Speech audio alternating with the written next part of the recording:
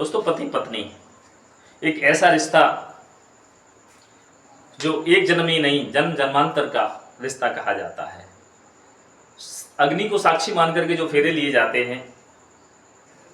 उसके बाद में पति पत्नी में एक ऐसा रिश्ता बन जाता है जो 7 जन्म कहूँ या जन्म जन्मांतर कहूँ। इस रिश्ते में यदि वाकई पति और पत्नी अपनी जगह पर सही हैं तो कोई भी तकरार, कोई भी लड़ाई,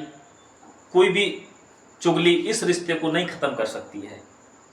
जैसा कि मैं अपने प्रत्येक वीडियो में बताता चल रहा हूँ, तो आज का जो मेरा वीडियो है, आज की जो मेरी कहानी है, उस कहानी का टाइटल है कि डीएम साहब भेष बदल करके अपनी पत्नी से मिलने के लिए पहुंचे जो 5 साल से अपने मायके में रह रही थी। नमस्कार दोस्तों, मैं हूं इदल यादव और आप देख रहे हैं मेरा यूट्यूब चैनल सच का सफर स्टोरीज। दोस्तों, मनीष और प्रियंका दोनों की शादी बड़े धूमधाम से होती है। मनीष और प्रियंका की शादी होने के बाद में प्रियंका दुल्हन बन करके अपनी ससुराल पहुंचती है। और एक चीज़ और बताना चाहूँगा कि प्रियंका अपने आप में एक सरकारी क्लर्क थी, बैंक में एक क्लर्क थी। और वहीं पर जो है मनीष जो था वो पढ़ाई लिखाई यूपीएससी की परीक्षा की तैयारी कर रहा था। और दोनों की ज़िंदगी की गाड़ी धीरे धीरे बड़े अच्छे से गुजरना शुरू हो जाती है। और प्रियंका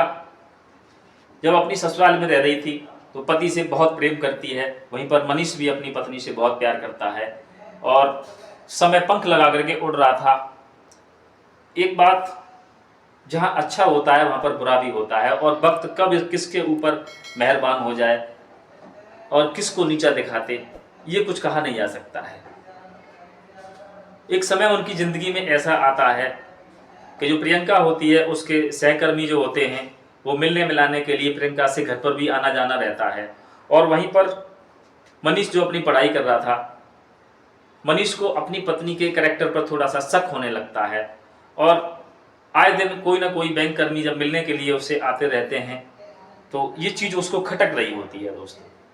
कई बार उसने अपनी पत्नी से बात करने की कोशिश भी की कि इस टॉपिक में मैं बात करूं, लेकिन हिम्मत नहीं जुटा पाया। और इसके बाद में यूपीएससी की पढ़ाई उसकी जब पूरी हो जाती है और पढ़ाई पूरी के होने के बाद में वो अपनी ट्रेनिंग के लिए चला जाता है। और एट लास्ट जब होता है कि जब मनीष अपने आप में डीएम बन जाता है, जिला अधिकारी बन जाता है दोस्तों। और जिला अधिकारी बनने के बाद में अब तो उसका स्वभाव, उसका बातचीत का तरीका और बदल जाता है। और उसमें अपने आप में एक ईगो पैदा हो जाता है कि मैं अब डीएम बन चुका हूं। और स्वाभाविक सी बात है, डीएम एक ऐसा पद होता है कि जो पूरा जिला ही उसके मातहत होता है, तो जिले का जो राजा कहा जाता है। तो जब कोई आदमी छोटी सी लेवल से लेकर के जब जिला अधिकारी बन जाता है तो स्वाभाविक सी बात है, अब मनीष जैसे जिला अधिकारी बन करके आता है और जिला अधिकारी बनने के बाद में उसका अपनी पत्नी से धीरे धीरे लगाव कम होना शुरू हो जाता है। दोस्तों, जब प्रियंका अपनी जो है जॉब कर रही होती है, उसी समय एक दिन प्रियंका को पास बुला करके मनीष अपनी पत्नी से कहता है कि प्रियंका, आज मैं एक सफल लाइफ जी रहा हूँ, जिला अधिकारी जैसा गौरवान्वित पद मुझे मिला है, और तुम ऐसा करो कि तुम अपनी नौकरी छोड़ दो। प्रियंका को भी ये बात ठीक लगती है और इस तरीके की पहले तो वो सहज तैयार नहीं होती है, लेकिन काफ़ी सोचने समझने के बाद में प्रियंका जो है अपनी नौकरी से रिजाइन दे देती है, यानी नौकरी छोड़ देती है। और उसके बाद में नौकरी छोड़ने के बाद में मनीष और प्रियंका रह तो रहे होते हैं, लेकिन वहीं पर प्रियंका को अपनी नौकरी जाने का थोड़ा सा मलाल जो रहता है, लेकिन वो इस बात को ये सोच करके भूल जाती है कि मेरे पति अब जिला अधिकारी बन चुके हैं तो मुझे नौकरी करने की शायद जरूरत नहीं है, और इससे बड़ा सुख और क्या ज़िंदगी में होगा। और वहीं पर मनीष नौकरी छुड़वाने की जो मनीष की जो वजह होती है, वो वजह ये होती है कि चूँकि बैंक कर्मियों का, सहकर्मियों का आना जाना या उनसे तालमेल जो प्रियंका का था, तो लेकिन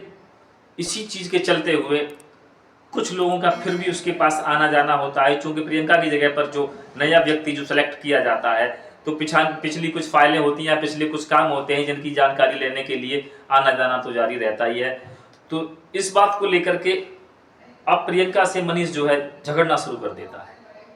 और उसके बाद में दोनों की कंडीशन ये बात हो, एक दिन की बात है, प्रियंका के ऊपर मनीष का हाथ भी उठ जाता है। और जब प्रियंका के ऊपर मनीष हाथ उठा देता है और उस समय मनीष शराब के नशा में था।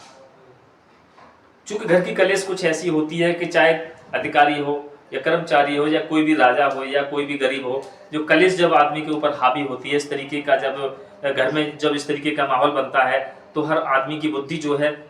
ठीक उसके अच्छे कार्यों के विपरीत जाने लगती है। यानी कहते भी हैं, कहावत है कि विनाश काले विपरीत बुद्धि। तो वही हाल मनीष का हुआ था दोस्तों। और उस समय उसकी दिमाग में ये पूरी तरह से ये गलतफहमी सवार हो गई थी कि उसकी जो पत्नी प्रियंका है उसका दूसरे लोगों से अफेयर चल रहा है। और इन चीज़ों के चलते जब रात में वो अपनी पत्नी की मार पिटाई करता है और शराब में बेहोश होकर के, अपना जो मार पिटाई करने के बाद में बेहोश होकर के लेट जाता है, उसी समय प्रियंका दुखी होकर के अपने घर से अपने पिताजी के यहाँ पर चली जाती है और सोचती है जाकर के कि हो सकता है आज सुबह शराब जब उतरेगी तो सुबह मेरी याद आएगी, मेरे बारे में मनीष जरूर सोचेंगे। लेकिन मनीष को चूंकि वो एक तो डीएम वाला ईगो सवार था और दूसरे वो गलतफहमी जो उसके दिमाग में भर गई थी, जिसके चलते मनीष एक कॉल करना भी अपनी पत्नी को उचित नहीं समझता है और इस तरीके से समय आगे निकल जाता है। होता क्या है दोस्तों, समय 6 महीना, 4 महीना, 10 महीना यानी 1 साल गुजर जाती है। 1 साल गुजरने के बाद में अब जो है मनीष के परिवार वाले यानी प्रियंका के जो परिवार वाले होते हैं वो प्रियंका के ऊपर ये दबाव बनाना शुरू हो जाते हैं कि बेटा मनीष ने तुम्हें पूरी तरह से छोड़ दिया है, अब तुम ऐसा करो दूसरी शादी कर लो। दोस्तों जब ये बात अपने पिताजी और माँ की जब ये बात प्रियंका सुनती है तो एकदम से रुआसा गला लेकर के गले से रुधे हुए गले से कहती है कि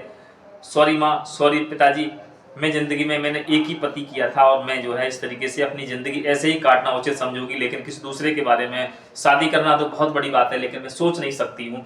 चाहे, और इसी चक्कर में मेरी जो ज़िंदगी तबाह हुई है। अगर इस तरीके की कोई बात होती है तो ये लोगों की नज़रों में मैं बहुत गलत सिद्ध हो जाऊंगी और ये बात बिल्कुल सिद्ध हो जाएगी, साबित हो जाएगी कि वास्तव में जो है प्रियंका अपने आप में गलत थी और इसीलिए मनीष ने इसको छोड़ा था। तो मैं चाहे मेहनत मजदूरी करूंगी, जो भी करूंगी, और लेकिन मैं दूसरी शादी नहीं करूंगी, मुझे पूरी ज़िंदगी चाहे ऐसे ही बैठ करके काटना पड़े। और दोस्तों धीरे धीरे वो जब घर की स्थिति, उसके माँ और पिताजी की स्थिति जो है धीरे बुढ़ापे की तरफ जब बढ़ रहे होते हैं तो उस समय वहाँ पर रोजी रोटी का सवाल शुरू हो जाता है। और अब प्रियंका की ज़िंदगी एक ऐसे निर्णायक मोड़ पर आ जाती है, करो या मरो वाली स्थिति पर। तो प्रियंका क्या करती है दोस्तों, कुछ पिताजी से मदद लेकर के